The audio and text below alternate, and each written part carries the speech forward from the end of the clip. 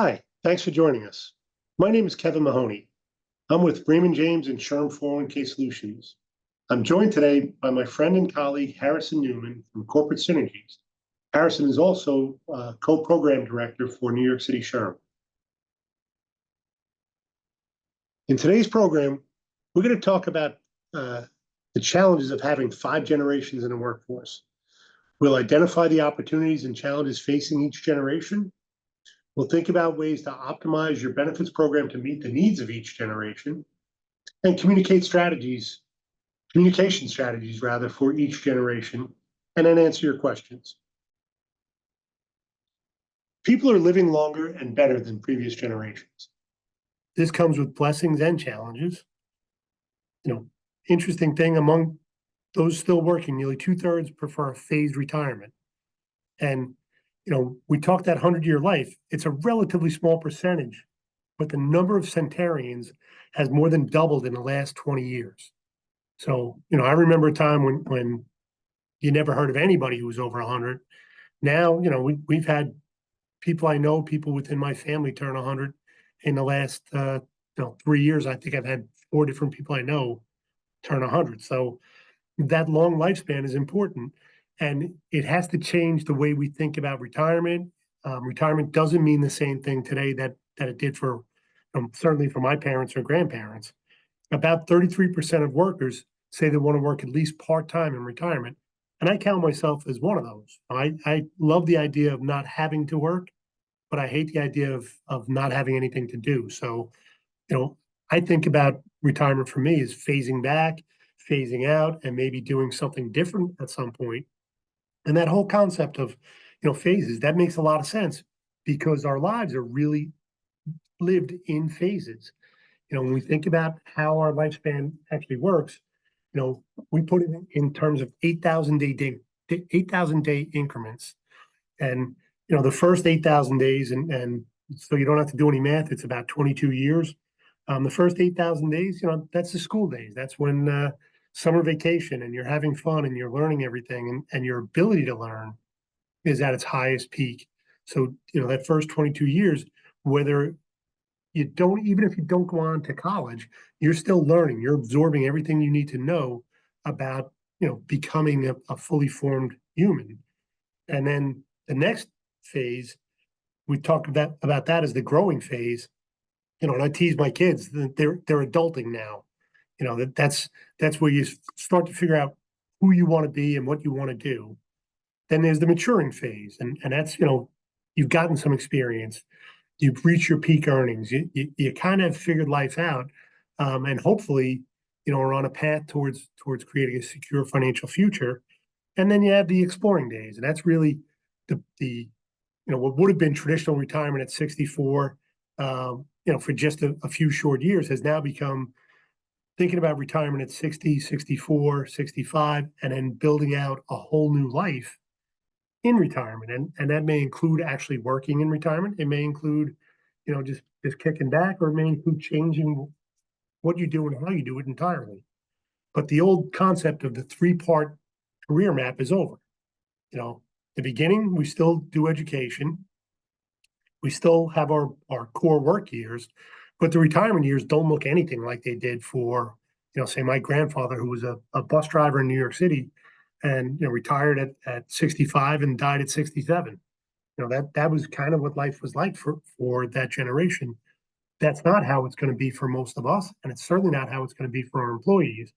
And, managing that longer lifespan and building a career around it, it's a critical part of the workplace today. And to get the most out of our employees, we need to think about where they are in their life, how we can communicate with them, and how we can manage through that. And think about where they're at in their life. And this next slide we have, it kind of broke my heart when I looked at this and I realized I've peaked at everything I could possibly do except being happy in life. Everything else, I am past my prime, and I think Harrison might agree. I still haven't run a marathon, so I'm far past 28. I don't think I'm ever going to be running a marathon.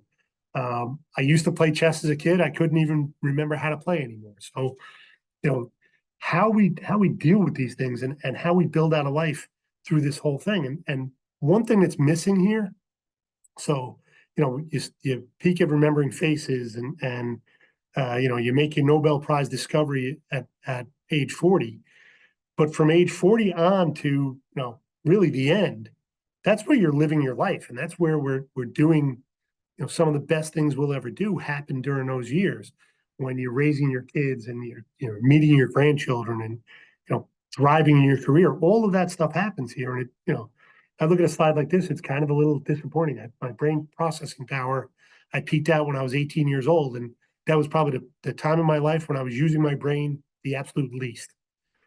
So it's kind of disappointing to think about that. But we think about the workplace and we think about the way people live, and it's kind of an interesting thing. We think of it in these three columns: it's the working life, the economic life, and the personal life.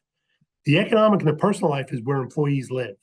Like that's really why they work. That's what they're doing it for. And the concerns are enough income to live on and managing expenses and education for their children, emergency savings, habits, lifestyle, entertainment, all those things are why we work.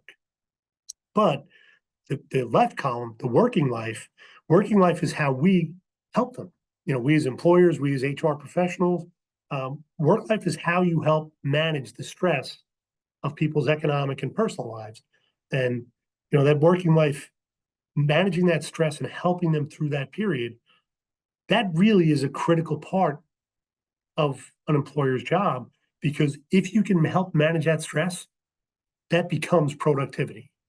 So the productivity increase you can get from not having your employees worried about, paycheck to paycheck living, or how they're going to cover their insurance, or even beyond health insurance, homeowners insurance and auto insurance and things like that. So helping people manage that is really critically important. And we know from surveys that what people really want, and I'm an old retirement guy. I've been in a 401k retirement plan business for more years than I care to remember. So I think in terms of retirement, but that's not where our employees and our participants and your employees think about it. 84% of them are more focused on financial independence than retirement. And what that really means is, how do they manage their lifestyle? What they do, how they manage through this. My nieces and nephews are all into this FIRE movement, which is financial independence, retire early. That doesn't mean they're going to stop working, but it means that they're focused their careers on creating financial independence and creating wealth that will sustain them so that they can do the things that really matter to them. And that's kind of an interesting take. I'm a baby boomer. We have 5 generations in the workplace, and those 5 generations really think about all of these things very differently. So Harrison, why don't you walk us through like the various generations and how they think? Yeah, thanks, Kevin. And once again, it's great to learn that I have a couple of more years, so I need to mature in a few months to still win a Nobel Prize before I hit my peak. So I'm happy to at least get some good news that I haven't missed my maturity level yet. But when you're looking at the generations in the workforce, we're focused on a couple of different aspects. And the reason why we're focused on A, the percentage in the workforce, their values, their communication styles, and the benefits that they're interested in. And you see the benefits aren't really that different. Their benefits are really very similar. The values are different and the communication styles are different. So you look, and we have the top 3 over here. We have the silent generation, which is about 2% of the workforce. We have the baby boomers, it's about 25%, and Gen X is about 33%. And you see obviously the silent generation is personal touch, handwritten notes, maybe take a little feather pen out there. You have the baby boomers and Gen X, which are much more of the face-to-face meeting, phone calls. But the benefits are very similar. Their work values are very similar as well. They live to work, work to live, high career expectations. It's a much different generation and very similar. But if you go to the next slide, and you look at the millennials and the Gen Z, which are 35%, one of the largest in millennials, and Gen Z, which is 5%. And you even take a look at the Gen Alpha, which is coming up pretty quickly. So when you're building a 5-year strategy, understand at the tail end of that 5-year strategy, you might start having some of these Gen Alpha kids pop in. You're looking at a very, very different work style. You're also looking at a very, very different communication style. So when you're looking at a benefits package, you're looking at any form of messaging that you're passing on to your employees, you have to understand how you're communicating with them. And the communication cannot be the same for all 5 of these generations. The benefits aren't necessarily different, but the values are different. And the communication styles are all going to be very different and unique for each of these generations. And when you're building a long-term strategy, you need to take all of that into effect. If you go to the next slide, once again, the biggest challenge it's facing multi-generational workforce is just that. It's putting all these people into an office together or into a culture together, but also how do you communicate with them? So if you take a look at this next slide, this is one of my favorite slides. You're looking at the differences of what they value. You're looking at elder care. You're looking at all these different benefits that really peak their tables from different ages, different generations, and making sure that from the high importance to the low importance, you're building a round benefits package that really fits everything. But the benefits aren't necessarily going to be different. It's how they're communicated. And if you go to the next slide, this is from the SHRM conference. This was released at the SHRM conference of what the employees over the course of time are valuing. High-related benefit, health-related benefits, retirement benefits are still 2 of the top 3. Leave benefits is growing, but if you see leave benefits is very broad. We'll talk a little bit later on what does leave benefit means for a baby boomer versus a millennial versus a Gen Z. Those leave benefits are going to be very different. Family care benefits are going to be different. Flexible work hours are huge. Professional career development benefits, wellness benefits. These are all very broad, but once again, and very valuable to each employee. And you see most of these are growing over time or staying pretty stable. But the question is, it's not going to be the same for all these generations. If we go to the next slide, sorry, you see here that it is slightly different. You see flexible parental leave option. As you get to the Gen Z, is going to be a little bit more. Diversity, equity, obviously, the younger you are, the more you're focused on the DE&I initiative. Mental health resources is slightly different based on ages. But you see, there's not that huge of a delta as you would expect. All generations are pretty much looking for very similar things. They just have a different point of view of how they look at it and how they view all of these benefits. And Harrison, like how different are the various generations in their thoughts about flexible parental leave options? Obviously, the older you get, the less important that becomes for taking care of children. But I know in my own family, we've spent a lot of time with elderly parents. So, those leave options are important. They're just important for different reasons. How do you communicate that and keep it fresh? Like, I didn't even think about those things until my dad and now my father-in-law came into our lives and we had to start taking care of them. So that's just one example. But what other communication strategies you would think about for these things? Yeah, so when we're looking at these strategies, and you're 100% right, when you're looking at flexible parental leave, this survey, and once again, it's from the Forbes Advisor, is talking about parental leave. But it's not parental leave anymore. It's grandparents taking off. And there's a slide later on in this presentation that I'll break that down a little bit more detailed. But when you're looking and you're building a benefits platform, you have to take into effect a much broader approach than it used to be. It used to be leave management meant I'm taking off 6 to 8 weeks to take care of a newborn child, or I adopted a child, so on and so forth. That's not the case anymore. You're looking at so much more leave right now. You're looking at so much more of these things. To be honest, some of it's getting extreme. You have people taking off to house train their new puppies and stuff like that. Now, we haven't gotten to the point where companies are necessarily making that a leave absence, but you're getting to that point where each person looks at leave very differently. And if you want to be looked upon as an inclusive organization, you have to take a much broader look, because why is it okay for me to take off time to take care of my kid, but not take care of my parent? If I'm a grandparent and my child is at a job where they can't do it, I'm a grandparent, maybe my job has a little bit more flexibility. Maybe I'm taking off some time to take care of my grandkids. And you're seeing that happen a lot more in the culture than when I was growing up. I know my parents were very involved in supporting me when I had my kids, but my grandparents were much less involved when I was a child. It's just a different generation, how these things are changing. And it's something we're really seeing in the workforce really take approach. So when you're looking at each of the benefits you're offering, what we're telling all of our clients is you got to look at them in a much broader lens. It's not a leave policy, or it's not a parental leave policy. It's a global leave policy. Now, obviously, you got to put limitations in there. If you don't want people taking off to take care of their new puppy or new cat, then that's obviously guidelines you got to put in. Some companies are okay with that. But these are all things that we are focused on. Once again, mental health being another huge asset. What does mental health mean?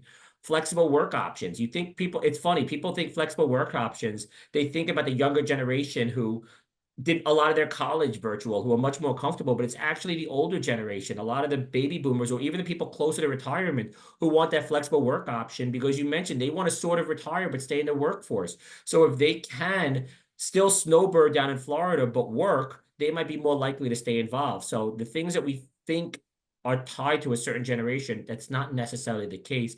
And we're seeing a much broader horizon and a much broader window for each one of these benefits, looking at different things. But once again, and we'll talk more, it's not different benefits you're offering, it's how those benefits are communicated. So if you go to the next slide. So communication for multi-generational workforce. So how do we communicate these benefits? What does that mean? You're not offering, companies do not have the bandwidth to offer 30 different benefits, 5 that focus on each thing. So they have to figure out how to take the 5 or 6 benefits that they currently are offering, or 7 or 8 benefits, whatever that number is, and use those to attract a larger population. So how do you do that? So if you take a look at the next slide we have over here, if there was a survey, I would ask people what they see, but everybody knows all 3 of these pictures.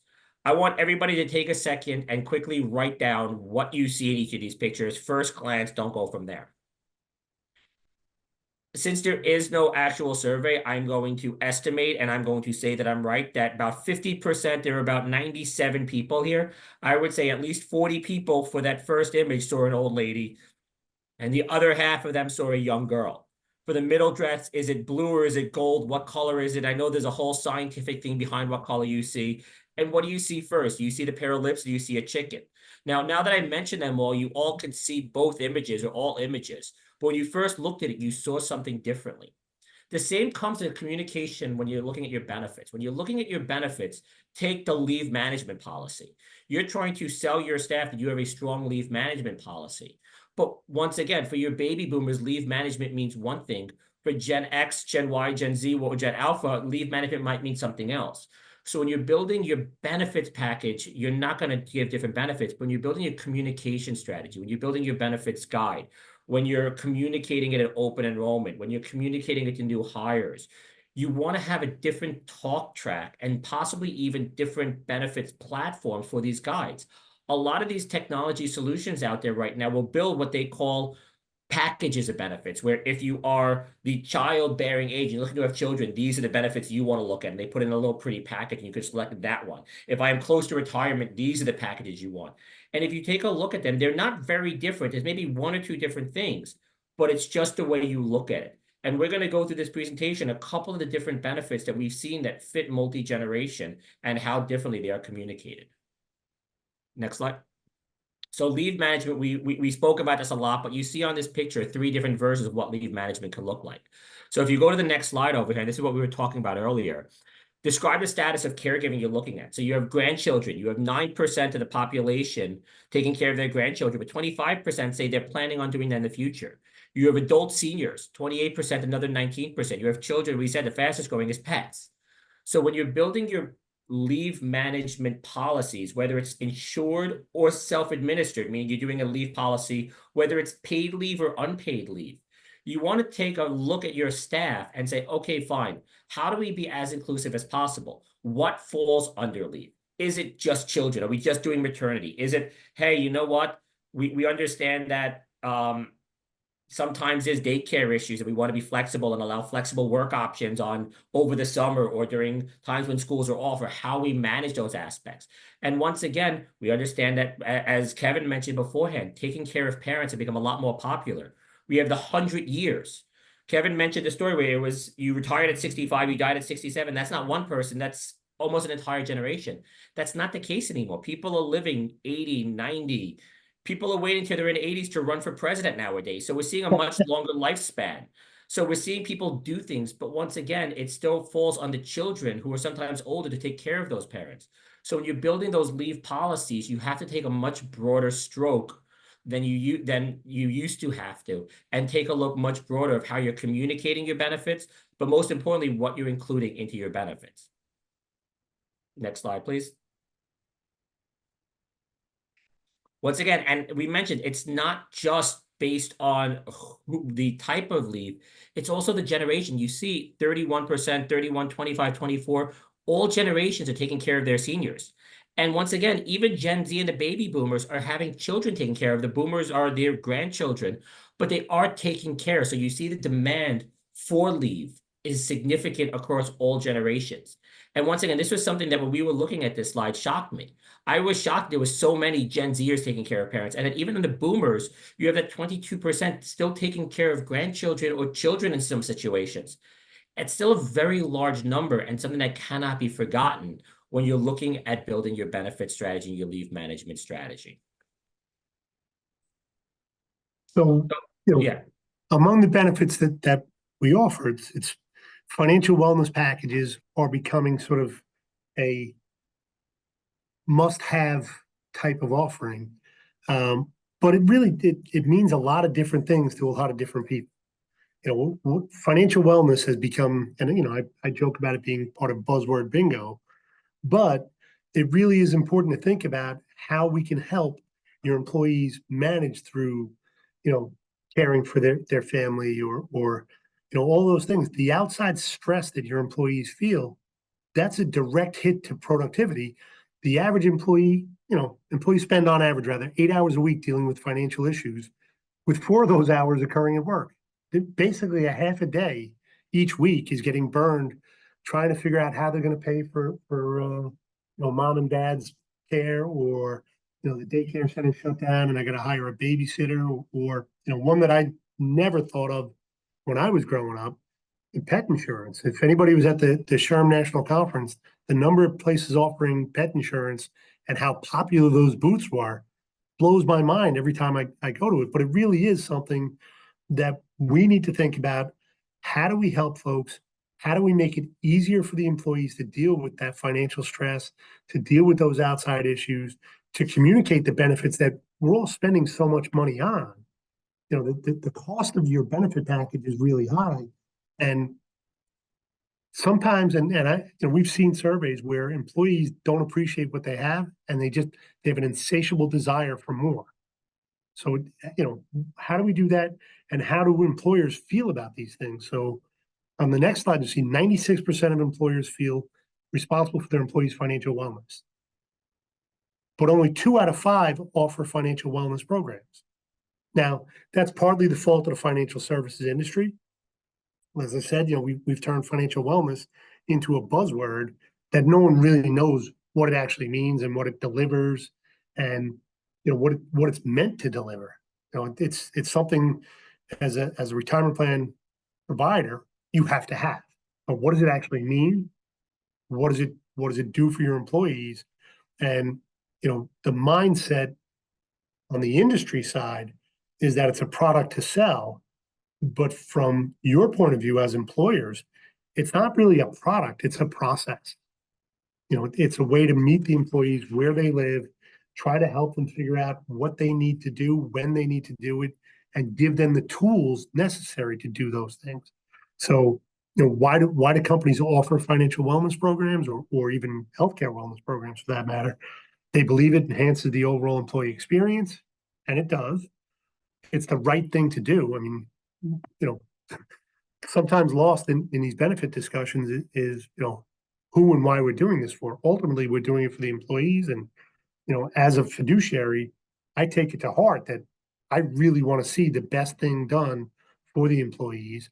And, you know, the last stat, only 68%, and that's a high number, but only 68% increase employee engagement. It's all three of those things, and it's all three of those things in a very, very big way. But with the huge number of things out there and the things you're already paying for. So, you know, there are 401k record keepers and healthcare providers that already provide a plethora of services and goods. They provide education, they provide all these great things. But generally speaking, they're not really effective. You know, if you talk to the employees, they still feel this stress. They don't see the benefits that we're spending a fortune on. So how do we make it work better for the employees? How do we inspire action? How do we track success? And then how do you match up all those different offerings to different lifestyle choices, different life phases that people are in? And how do we make it personal? And the way we think about it is we want to meet the employees where they are, not where we think they should be. So we spend a lot of time thinking about how do we communicate effectively with people. The old traditional 401k education meeting where you came in and you explained what a 401k was, and you talked about stocks, bonds, and cash, and people's eyes glazed over because thinking about a 401k that I can't touch until I'm 60 years old is meaningless when I'm sweating paying my rent, and it's meaningless when I have a kid going off to college next year, and I don't know how I'm going to pay for it. So trying to figure out how to get to people before those stresses become a problem, how to use the tools that are available, and how do we get them feeling better about where they're at so that the productivity doesn't suffer and we actually are doing the right thing. So customization, we have the ability now to customize a lot. And, we've talked to some of our vendors and some of the folks we deal with, and they talk about it in terms of like Netflix, the Netflix experience. You watch a couple different shows on Netflix and suddenly you get popped up on your screen every time you log in, picks for you.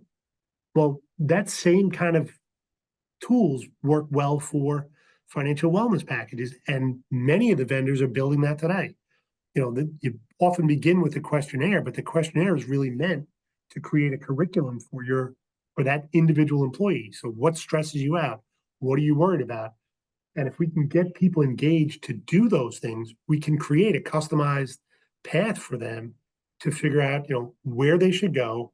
And for us, the best financial wellness programs help decide where to spend the next best dollar.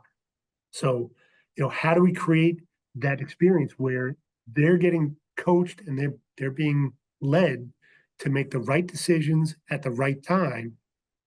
And we can do some of that through plan design. So, we can make sure that the retirement plan design we use, and it's becoming much more common now, but auto enroll, auto increase, those are great tools. And, I'm a big believer that retirement plans should be auto enroll. Anybody can opt out if they want to, but auto enroll, auto increase is going to be a big path towards getting them into a position of financial independence, along with maybe thinking about plan design in terms of match. How do we set up the match? How do we make that work? How do we take advantage of inertia? How do we take advantage of people's biases already? Just giving them little nudges here and there. These can't be focused just retirement because, as I said, and I use myself as a bad example all the time. When I was 22 years old, I worked for a company that had a 401k and matched 6%.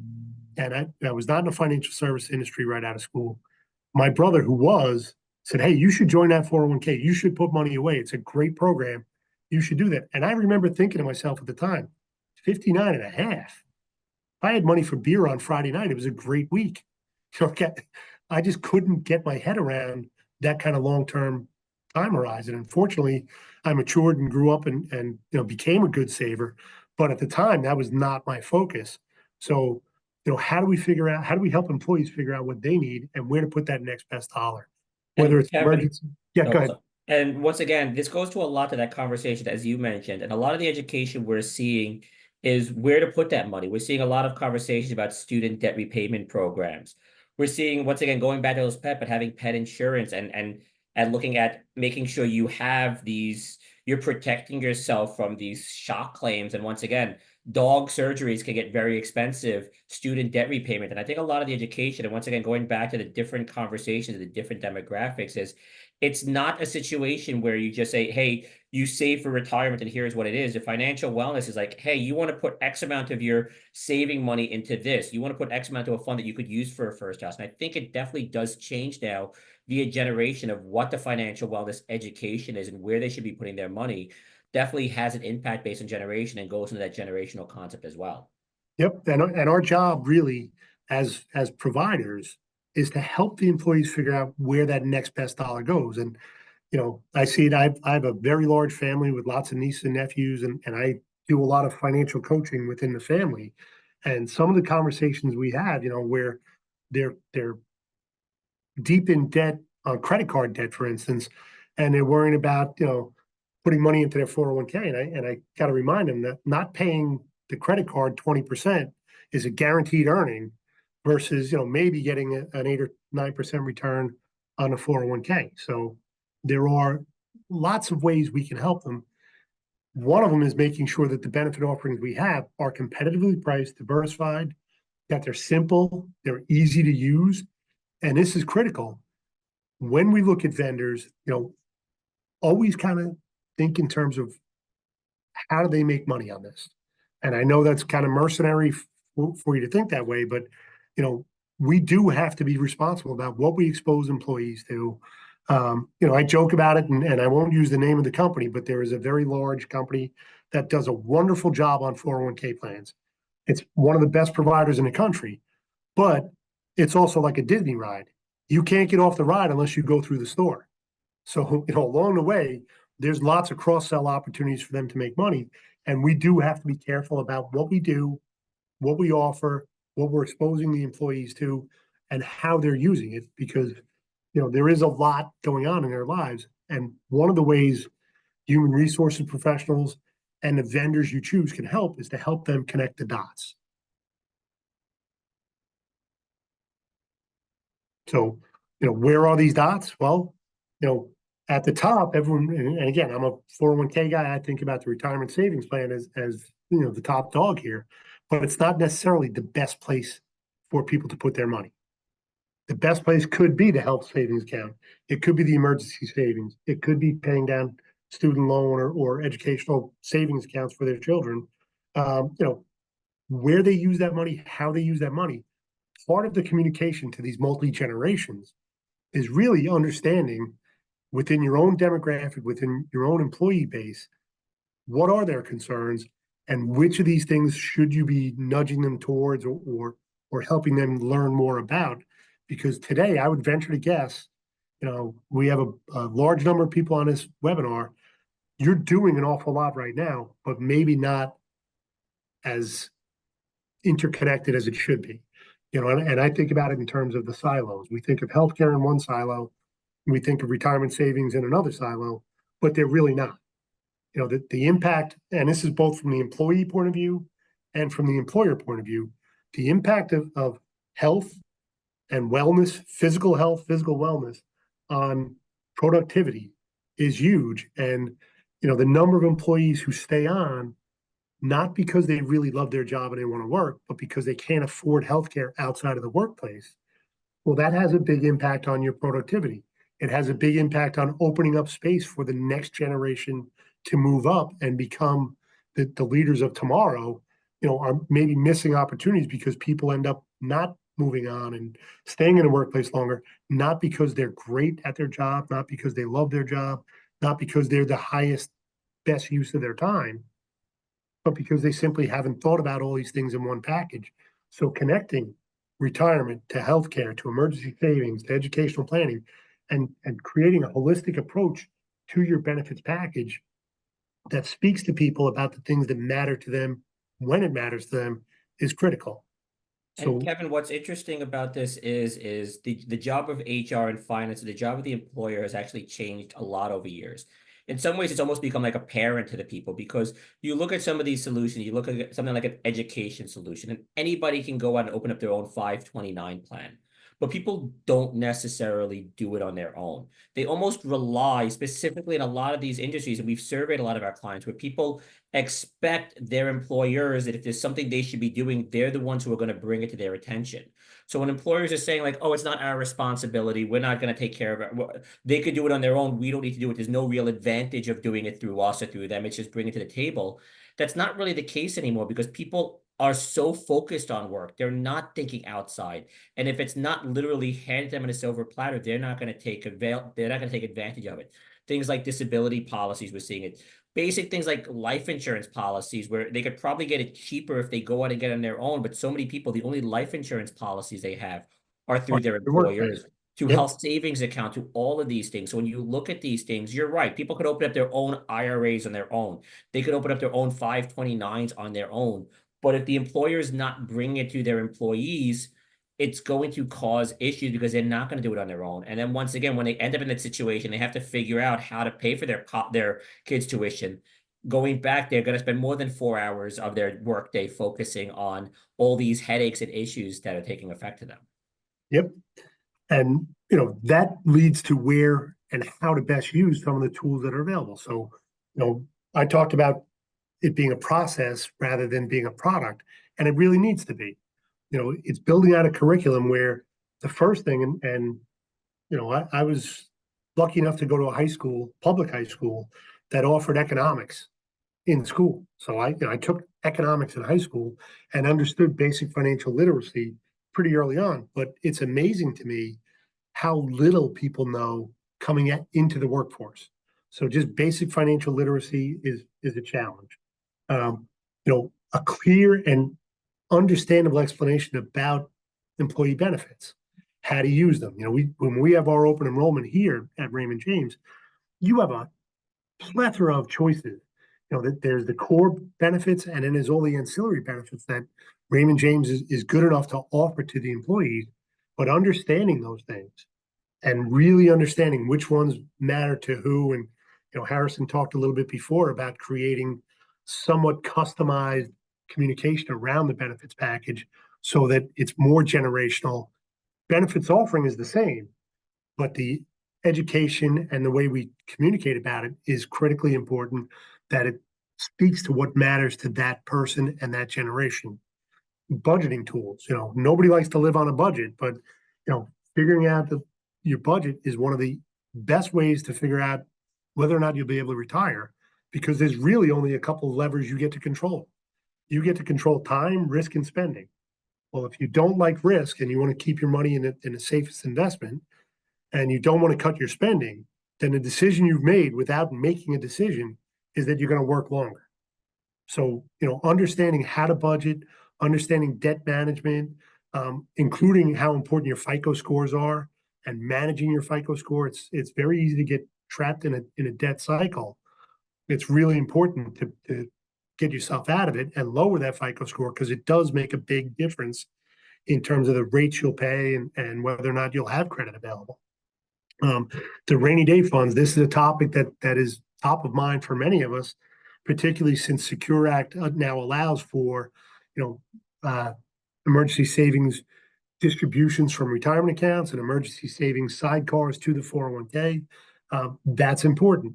How to invest. People get these 401k enrollment packets and they have 20, 30, 40 different choices.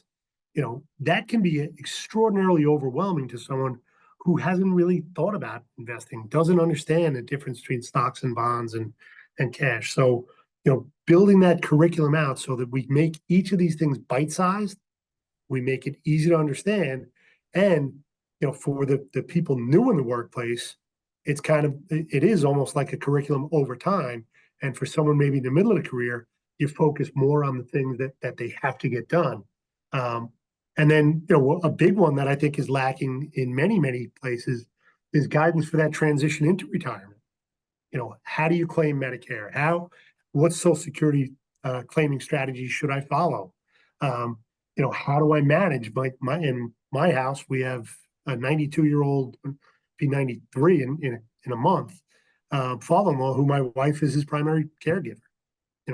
How do you manage that? How do you take time off, and how do you do that in a way that doesn't hurt you and doesn't cost your employer more money is a big thing. So when you think about the financial wellness tools that are offered to your employees, start to build out that curriculum approach, and it'll really help. And then hold it accountable.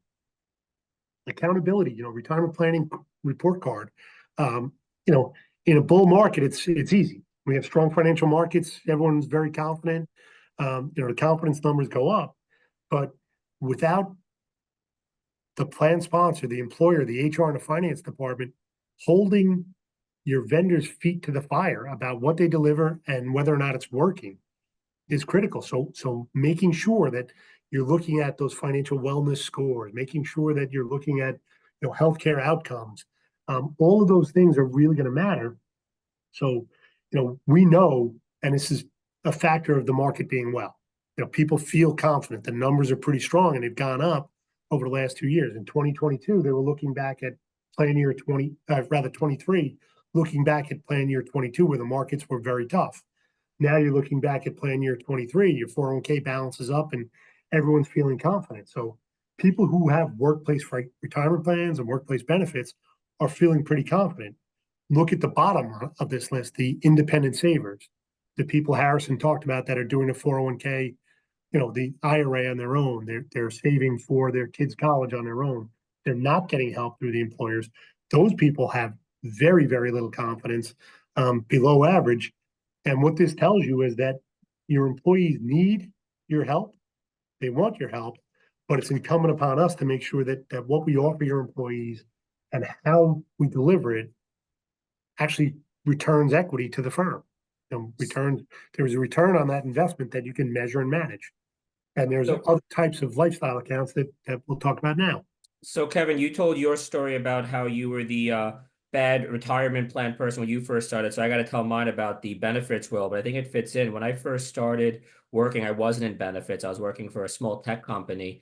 And the first time we offered benefits, they offered 3 plans. And being a young, uneducated person, because they just gave me 3 plans and educate, I took the most expensive because I was always under the impression that the one thing you don't get cheap on was your health. You buy the most expensive health plan because if you ever need it, it's there for you.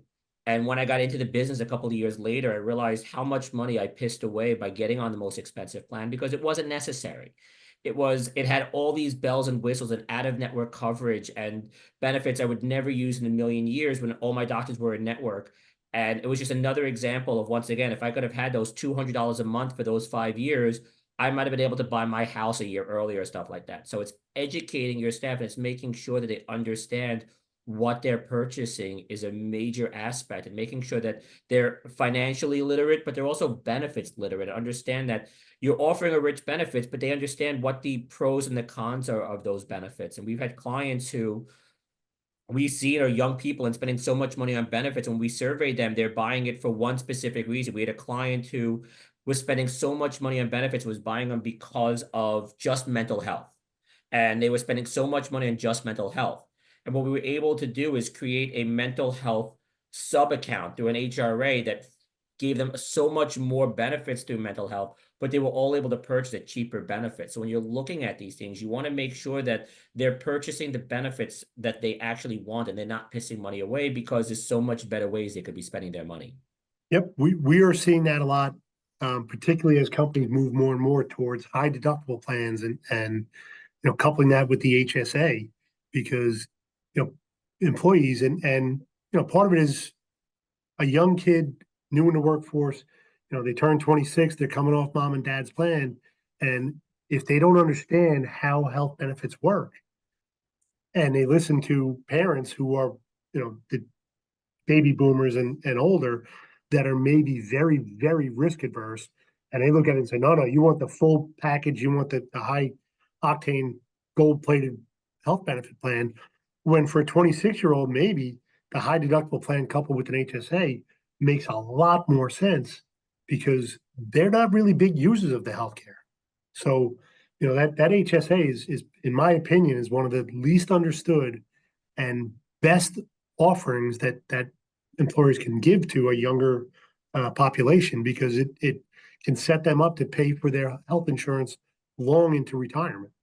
It's really across all generations, and you see here, it's the perfect example of the exact same product. How if it's educated differently, can go towards everybody. If you're a boomer closer to retirement, you're looking at the HSAs as examples of saving to pay for your Medicare premiums later on. You're looking at it as a way to, once again, pay pre-tax benefits and use the pre-tax benefits across all avenues to pay for the benefits you actually want, and take the delta and take the taxes and everything away from the carrier, so you have the money in your pocket, not the insurance companies. It's a great benefit. We've seen that, once again, is one benefit that can help all different generations if it's educated and communicated to them properly.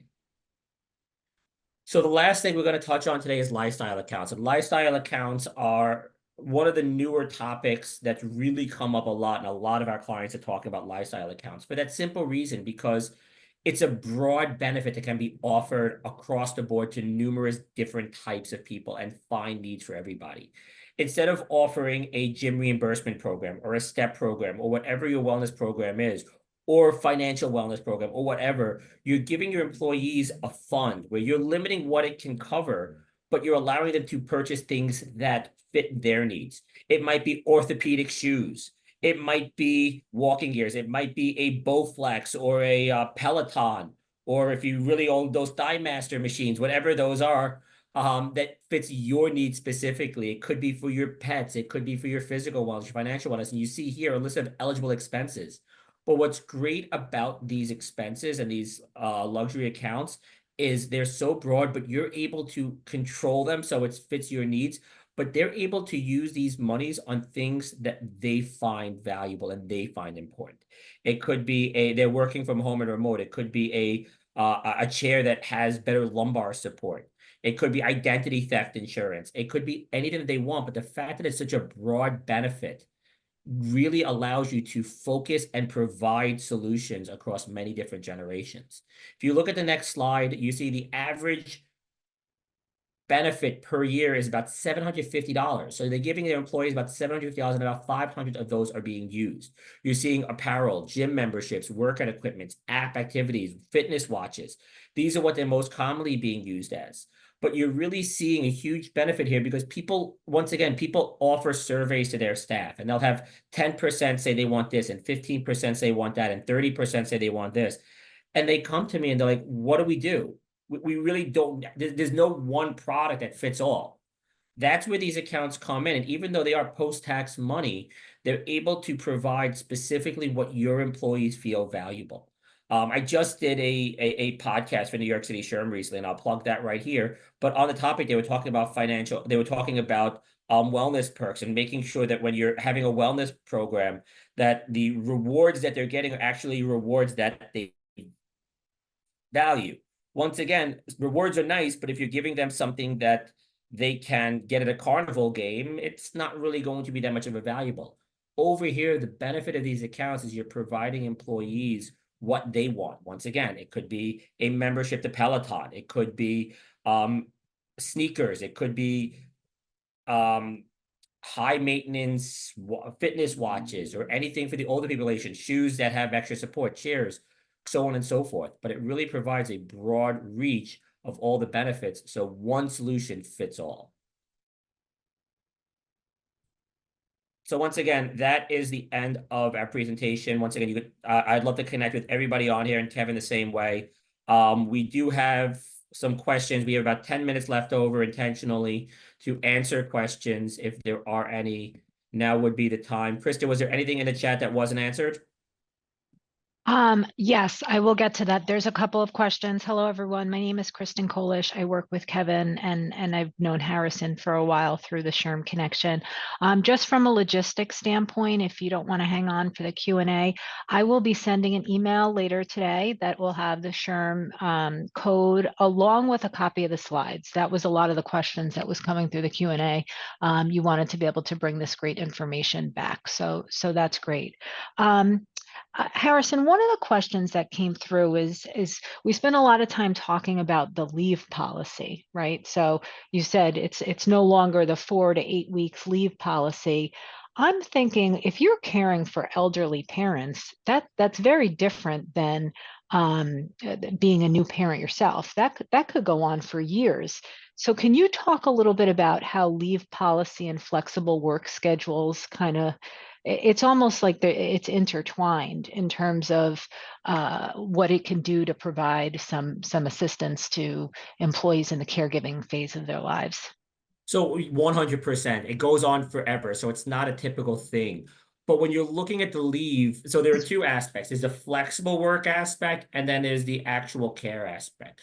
So obviously, if you're a full-time person taking care of somebody, the flexible work might be important. I have a coworker of mine who takes care of her father, who is elderly, has an aide during the day, but needs to make sure she's home every day by 5 o'clock.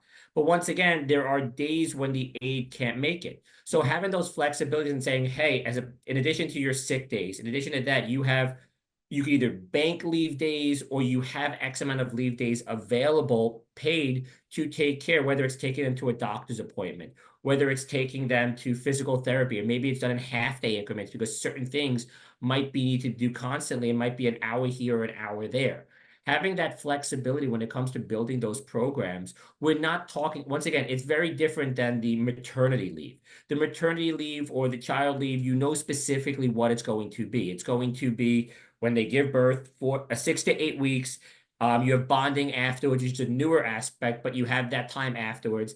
And then you know that, look, come summertime, you might have a flexible work schedule. You might have certain aspects. Come holiday season, there's going to be much more vacation days. But for the Yeah. elderly, it's not as planned. There's Right. the old age centers don't have summer vacations. So it's making sure you have the flexibility where you're giving them the days to seek the doctor's appointments, to take their parent to a doctor, to cover Yeah. if the person who's watching them cannot continue watching them today or calls in sick. And it's giving them those abilities in more of a one-off situation than the maternity that most people are used to at this point, or it's sick thing where it's 2-3 weeks in the hospital. It's those one-off or those more random days that really come into need for the elder care. Great, great. We do have an additional 2 questions that I want to make sure we have enough time to get to, because my guess is that we've got a few people with these on their mind.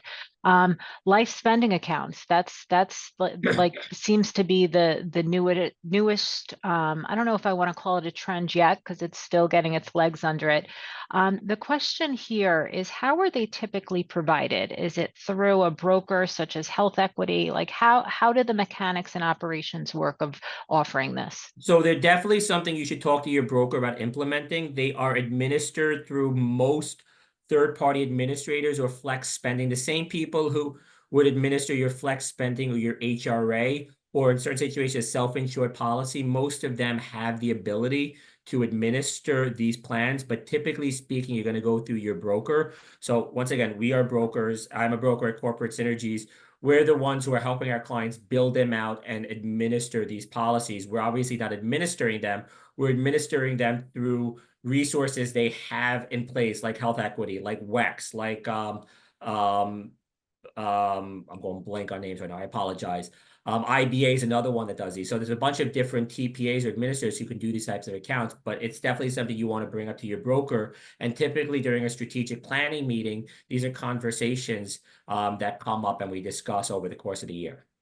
So it's sounding to me, Harrison, that unlike an HSA where you may be looking to invest for future healthcare costs, are the assets here typically held in cash because it's going to be spent, this account? Yeah, it does. So, I mean, you can set it up if you want it rolled over or not. Typically, we don't see them being rolled over. It's set up in these accounts where they can use them. It's post-tax, not pre-tax.